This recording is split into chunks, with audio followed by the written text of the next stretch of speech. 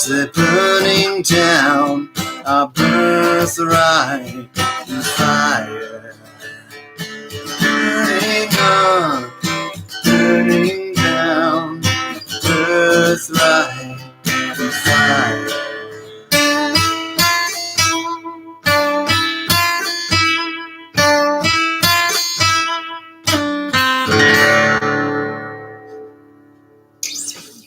That's my 90s rendition of the tune Fire from Elements, my original piece, which I'm sure some of you are tired of hearing me talk about. But for those of you who don't know, that's the new single that I have out. Well, single, it's a 20-minute prog rock piece, which was actually just featured on Asheville FM on a show called Closer to the Edge. I do have CDs for sale if anybody wants one for the 20-minute piece. So you can see the YouTube video of it, just Elements, which is on here.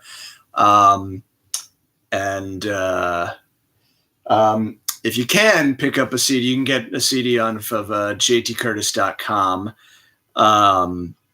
And I know a lot of people don't have CDs anymore, but if you do, I very much appreciate it. You can also get it on MP3. I don't have it on streaming yet because I don't know if I'm going to have it streaming. Streaming for a 20-minute prog rock song seems a little strange to me. Or if not, if you just can go on the YouTube video and leave a comment. I know a bunch of you have already. Thank you so much for those who have done so far. I sort of feel like, at a time where, everybody's saying, is rock and roll dead? Are there any more rock and roll bands? It's like, well, there's tons of them. If you've listened to the Closer to the Edge show, there's tons of prog rock bands that are still out there. A lot of really good stuff I was listening to in addition to my own thing. I think that they don't get quite as much attention, and believe me, I got a show called The History of Rock. It's great that, we all love the Beatles and the Stones and Led Zeppelin and Pink Floyd and Nirvana and everything. But I think sometimes it's a good idea to pay attention to some newer artists. And I'm not just saying that. Okay, yes, I am doing it to promote my own stuff. But if you guys would like a CD of this, please check out jtcurtis.com. Money obviously helps out, and I can keep making these videos, keep doing my thing. So I don't have to go back to working at a toll booth. Although working at a toll booth was kind of fun. Anyway, you guys don't want to hear me gush about that. So, history of rock, the 90s. I'm sure a ton of you, I know a ton of you are waiting for it because, even on like the Elements video, it's like, yeah, that's cool. When's the 90s video coming out? I was going to make a video correlating to the 90s episode, but I just got busy. I've got 2 gigs this weekend that I got to prepare for, and just life always happens. To just kind of, I'm probably going to try to put out, it's basically a video where I was going to pin Nirvana's Nevermind against Pearl Jam's 10 and figure out which album is better, which is a stupid idea for a video, but I thought maybe people will find that interesting. So we'll see about that. But for the main video, the 90s, I've gotten back to working on it. It's slowly but surely I'm getting it done. The plan is to have a early December release. I don't know if that's going to happen necessarily, because by the time I get it done, I need to probably deal with copyright BS for a while, which I'm still dealing with. Thanks, YouTube. But my backup plan is just to put it on Vimeo, or I might go the Patreon way. I might just say, here's Patreon, pay, I don't know, what is it, $5 or whatever, and you'll get to see it early, not have to deal with YouTube's BS. And if you want to join a discussion, I might put something on Twitter or Facebook or something like that, or maybe even on Patreon. I don't know much about Patreon. I got to look it up. That's kind of about all I have to say. hopefully early December. I mean, I want to put it out before the year is over. I've kind of like been like, you know, we did. I don't remember if we did. We started working on it right after the '80s video, but things were not going very well at that time. And then we shot the '90s video a while back, and then I kind of had my excuse me, getting over my coke addiction. And I'm just kidding. I don't do cocaine anymore. But what was I talking about? Cocaine. No. Yeah. So I didn't work on it for a while, just because I was having my own personal issues that I had to deal with, and the Elements piece came up. And I really wanted to work on that. It would also feature my father's poetry and stuff. So it was like, I kind of have to. I'm kind of that guy who just needs to get this out of the way, get this done, and then I can go back to working on this. And now that it's out, I'm still doing a lot of promotion for it and everything. And again, I hate to reiterate this, but if you guys can go on the Elements video and leave a comment, I know a bunch of you already have. Thank you very much. But if you can, share it on Facebook, share it on Twitter, send it to your congressman. Actually, don't send it to your congressman. Actually, do send it. Anyway, but yeah, that's kind of all I have to say. Getting close. I'm not getting close, but I'm getting further along in the editing. I'm trying to focus on it when I don't have to. When I don't have to work. But hopefully December. I'm definitely gonna go for December unless I get a tour or something like that. And that's kind of about it. I got a couple of questions right here, so I'll answer them. I'm gonna make this a short video.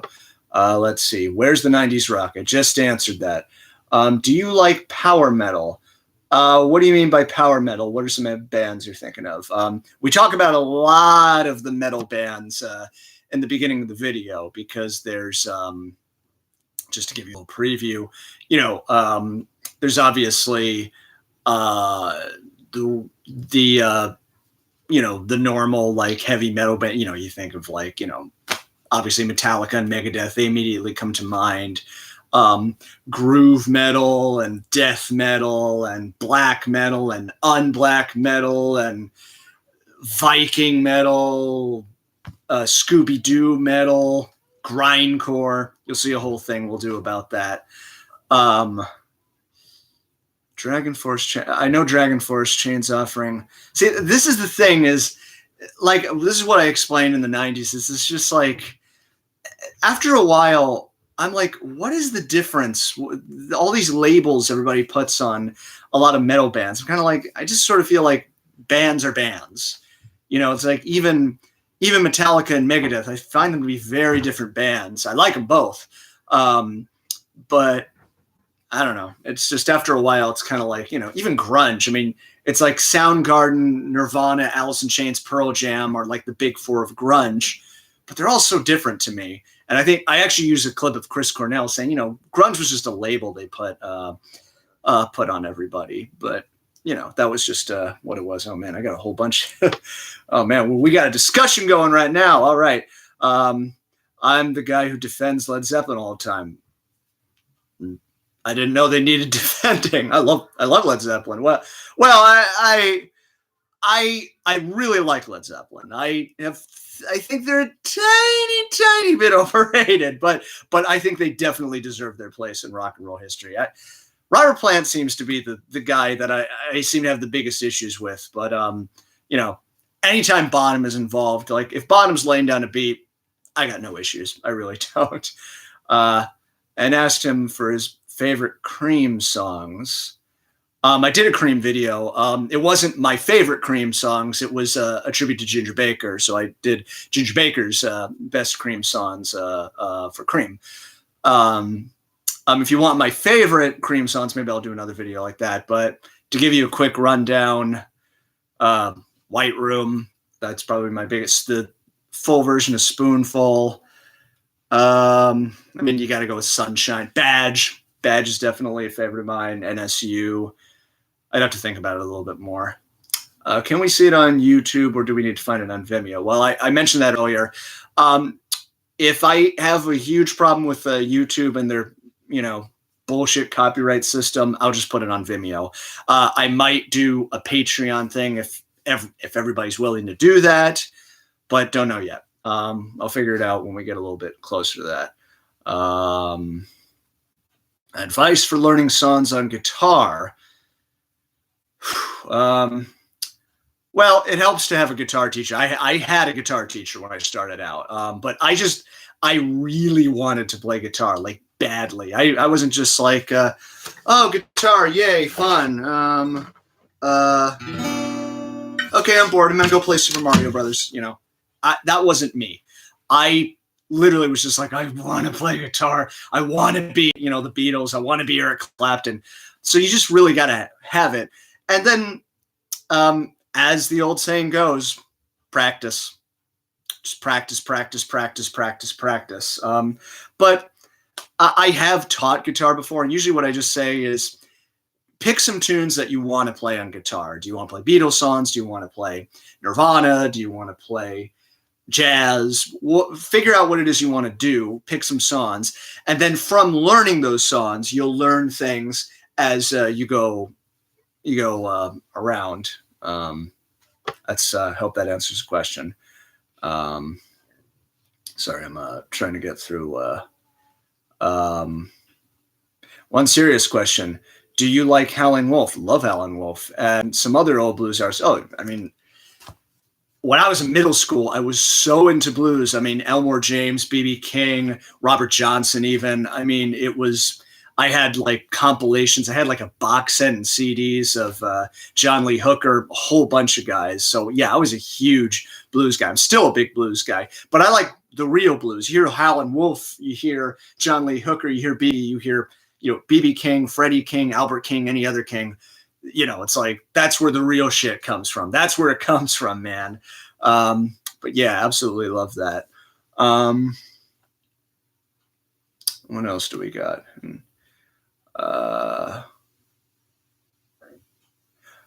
Defending from plagiarism. I'm assuming you're talking about Zeppelin. Well, I mean, going back to the blues thing, and I'll kind of, Zeppelin, even Jimmy Page said, we weren't the first to rip off the blues guys. And yeah, they weren't the first. And I will say they ripped it off. They did it very, very well. That's what was cool about it. But there's a lot of instances where it's just like, Plant, can't you come up with some new lyrics? I mean, that was the smart thing about Cream, is Cream got a lyricist. They brought in Pete Brown, and so he would come up with all these imaginative lyrics that was, White Room, Sunshine of Your Love. According to Jimmy Page, it was just, they just said, we just won't change the lyrics. What's going to happen? Well, caught up with them eventually. Will you talk about Beatles anthology for the 90s? Maybe.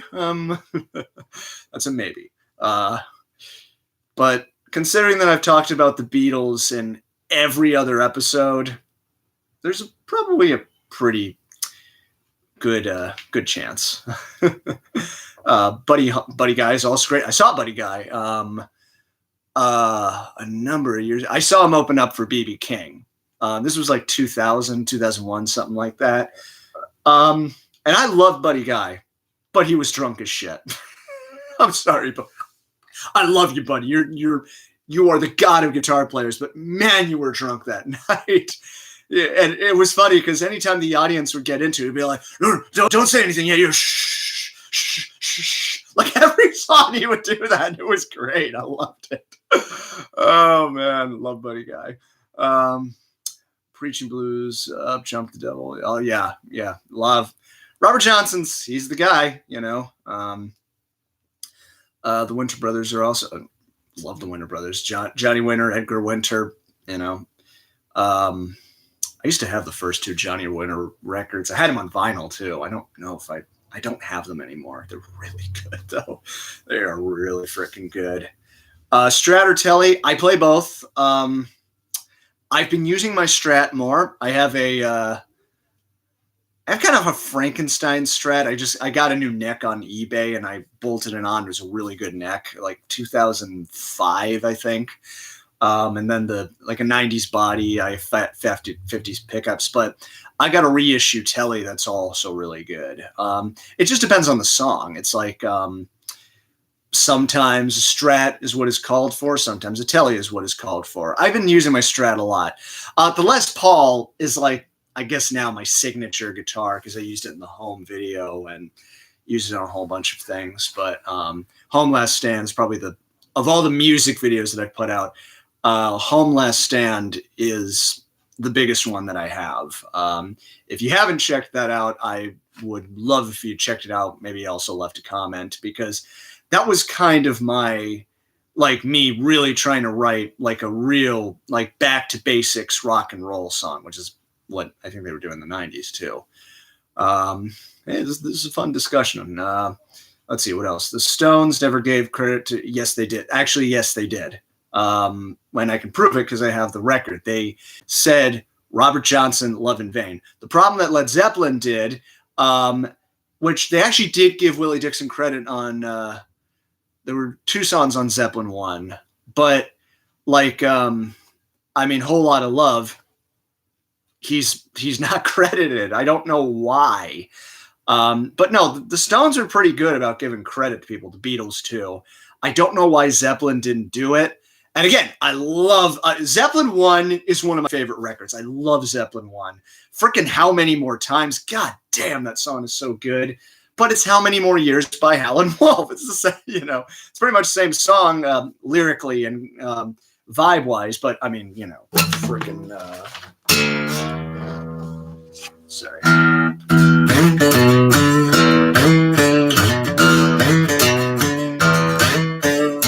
many more times?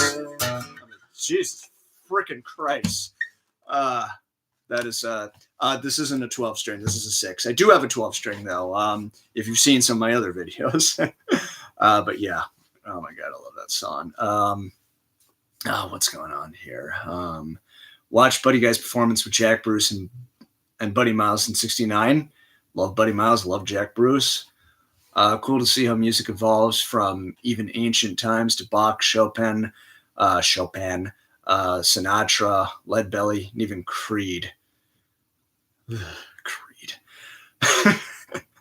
Yeah, and don't forget Stravinsky. I always say Stravinsky is kind of that moment where, as much as I love Bach, Chopin, Mozart, Beethoven, Handel, you get to Stravinsky and it's like, okay, we're going somewhere a little different with this now. And somebody always said, it sounds like frickin' Rite of Spring is a heavy metal song. I mean, it's an orchestra still, but all those, contrabasses and shells, just dun, dun, with those frickin', what is it? It's like it's like, yeah, that sounds like heavy metal, basically. Oh my god. Leadbelly's Treasure as well. I was actually just thinking about, I don't know why I was thinking about this. By the way, for those of you who are don't know what's going on right now, this is a live chat. And I want to make sure I hope this gets replayed. But there's a live chat going on right now. So if I'm just answering random questions, I don't know if this is going to play on the actual video. It didn't seem to do that when I did the Terminator 2 thing, which if you haven't seen, don't see see Terminator 2, but the new Terminator film, don't even bother to see it. And I've ranted about that enough. Back to music. Leadbelly. Leadbelly. Well, because one of the best known covers of Where Did You Sleep Last Night is Nirvana. It's kind of thought of as Kurt's swan song because it's the last thing he did in the Unplugged concert, and that's fantastic. It's like I've always said, that's why, I can't remember who it was who said, and this is one of the things I've always equated to Led Zeppelin, is that the closer they stay to the blues and they keep in that roots, the more I love them. It's when it kind of starts to drift too far away from the blues. And I like when bands go somewhere different, but sometimes if you get too far away from the blues, I feel like you're kind of losing, the source of where a lot of all this great music comes from. Um, and even all that stuff in the 90s was a big part of that. Um, I don't really think the Stones really found themselves until after the early blues phase. To me, the Stones, I mean, I like all the early stuff with Brian Jones and everything, but to me, when Mick Taylor joined the band, that's when the Stones became, the greatest rock and roll band. And even before then, it was kind of like there was the Beatles and the Stones, and some, Beatles made Sgt. Pepper, the Stones made Satanic Majesty's Requests. But then Beggar's Banquet comes out. Okay, now we're getting somewhere. And then Let It Bleed. Sticky Fingers is one of my favorite albums. And it's almost like they kind of went back to their blues roots for that. So, yeah, great stuff. Actually, the song you're thinking of is No Place to Go by Howlin' Wolf. No, it's How Many More Years? How many more years? How many more times? I mean, it's a hodgepodge of a whole bunch of stuff, but that's what the song is. Zeppelin 1 has to be my favorite album by Zeppelin. It's my favorite. I like a lot of their other stuff. Zeppelin 2 is great, too. Zeppelin 3, I love the Immigrant Song. I love a lot of stuff. Zeppelin 4, that's where I think it's a little overrated. Even Black Dog, to me, you hear the live version on How the West Was Won, that kicks ass. We've done the History of Rock live show, and as far as I'm concerned,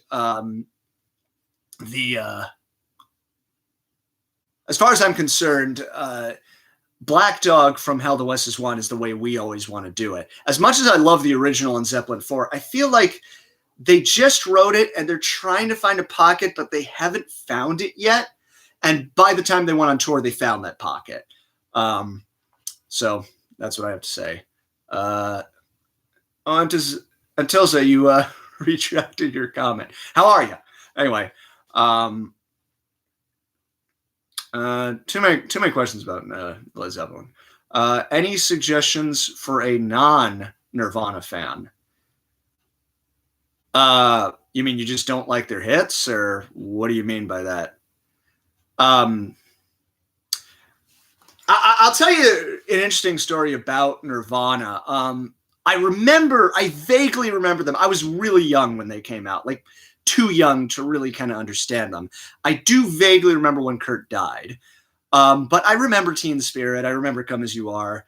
But it was like I was listening to Disney soundtracks at that point. I wasn't old enough to really appreciate them. Like one of the first, that was the time I started noticing them, but it wasn't really until high school that I really appreciated Nirvana. And at the time I was a bit of a music snob. Like I was into jazz and I was into prog rock. I was listening to the Allman Brothers, and to me, if you didn't play like a Stevie Ray Vaughan solo, I didn't care. I'm like, oh, well, what is Nirvana? They're just, what's the solo? He's just playing the melody. That's stupid, as you are when you are a teenager. And I listened to Nevermind the whole way through, and I was like, yeah, this sucks. It's not good enough. Not enough guitar solos. But I have to admit, I kept listening to it. There was something about it that really made me, and I was prime age for it at that point. I was like, I was right in early parts of high school. I'm like, damn, Come As You Are. Damn, that's a really good song. But I wouldn't let anybody know that. Later on, I became a huge Nirvana fan. I would say, you got to listen to Nevermind as a whole. I mean, there's Teen Spirit. There's Come As You Are, In Bloom. I always thought Lithium's a little overrated. I like Lithium. It's just not my favorite. On a Plane. And probably one of the best songs on the record, Something in the Way. God, that song is... I've never heard a song like that. It's so dark, but it's just fantastic. The rest of, I like Bleach, but I like a lot of the songs they did. There's a great Maybe I can find it somewhere. I think it might be downstairs. There's a lot live at the Paramount. Nirvana does a concert called Live at the Paramount, which is great because they do About a Girl, they do Blue. I think they do School. Maybe I think they do Love Buzz, but all those songs are played with Dave Grohl playing drums, and I think those are the versions to listen to.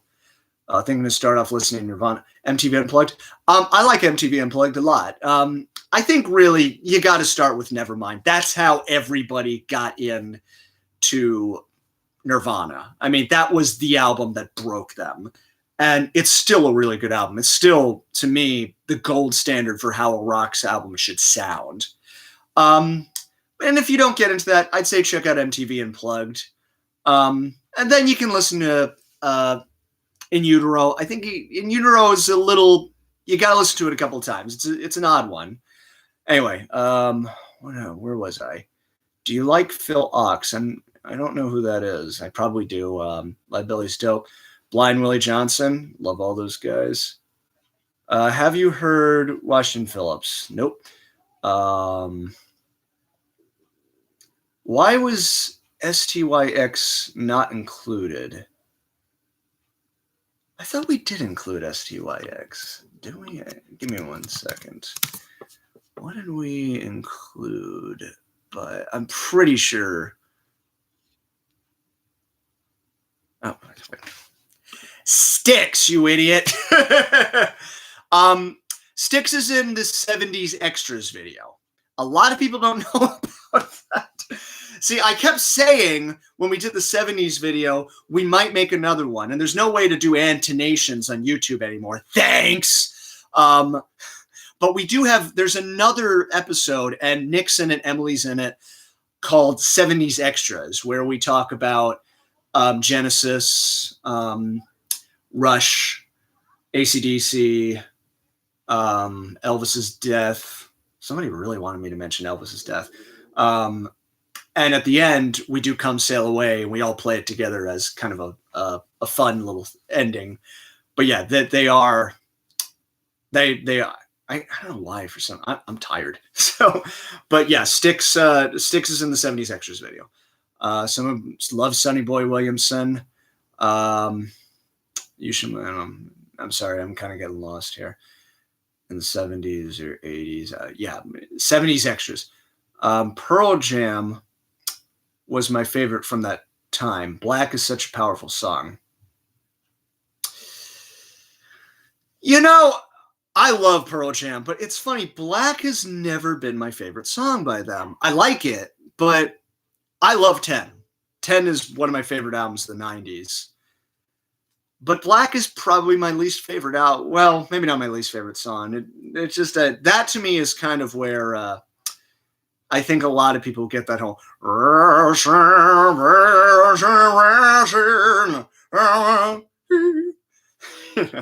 but it's a great song. All of 10 is great. I love that whole album. And I've never cared about anything. I'm sorry, Pearl Jam. You make great stuff. I mean, Versus has got some good stuff on it. A lot of their albums have some good songs. But 10 is definitely. I'm actually curious if people are that interested, because I was going to make a video of Nirvana's Nevermind versus Pearl Jam's 10, and which one is better. Which one do I think is better? Well, I guess you'd have to see the video. You can leave your comments below if you want. I have to go. Bye. Bye. I'll do a couple more questions, and then I probably got to go. Heard Dirty Deeds on the radio this morning. So good. Of course. Why not? What are your favorites from Pearl Jam? What about STP? Well, I mentioned Pearl Jam. Anything off of 10. I mean, Once, Alive, Even Flow, Jeremy. I even love like Oceans. All of the songs are great. What about STP? I mean, the Purple album was my STP album. And I've always said about them, I love Interstate Love Song. I love Vaseline and all that stuff. But I always feel like they have some really good deep tracks, like Pretty Penny, Loungefly, uh, Superman with Silver Gun. They got a lot of really cool tunes. But yeah. All right, so it's been about half. I did not expect to do this for half an hour, but I hope this answers people's questions about what's going on with what's going on. Not the. I'm losing my mind, man. All right, we got one. Well, yeah, Tiny Tim. Come on, we love Tiny Tim. Well, Nickelback is 2000s. Creed. I'm not looking forward to Creed. I'm really not. God freaking damn it. Anyway, fun chilling, bro. Loved it. Thank you, man. Thank you, Pharrell. I appreciate that. Yeah, for those of you who are coming in late, I have this out. Elements, JT Curtis.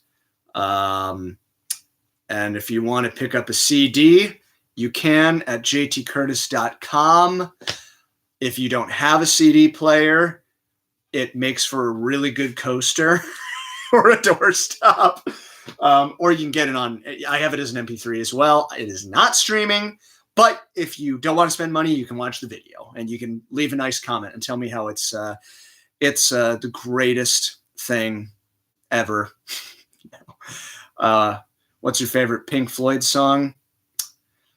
Well, I mean, I always kind of feel like I have to listen to them as albums. Dark Side of the Moon is one of my all-time favorite albums, like ever. And Wish You Were Here is great too. I love The Division Bell. I did a whole thing on the wall talking about the Nostalgia Critic. But yeah, I mean, if you wanted me to talk about just songs, maybe Echoes, which is somebody mentioned Elements as like a modern day Echoes, and I was like, that is a wonderful, wonderful comment. So I should probably get out of here. One more. Pink Floyd is overrated, in my humble opinion. This video is over. It's over.